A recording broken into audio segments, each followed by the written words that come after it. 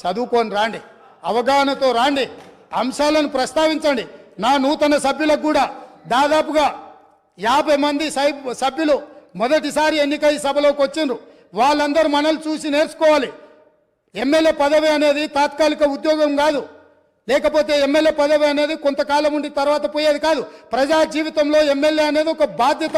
మనం పాలకులం కాదు, మనం సేవకులము.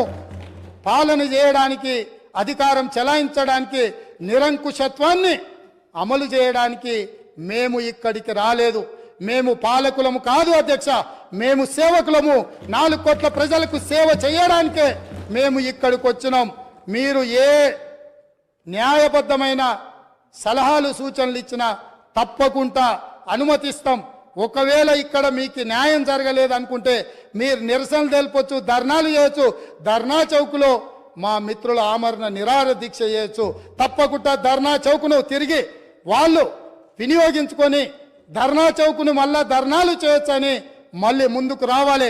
వాళ్ళలాగా నిషేధితపు ఆలోచనలు కానీ లేకపోతే ఫ్యూడల్ విధానాలు కానీ కాంగ్రెస్ పార్టీ ఎప్పటికీ అమలు చేయదు.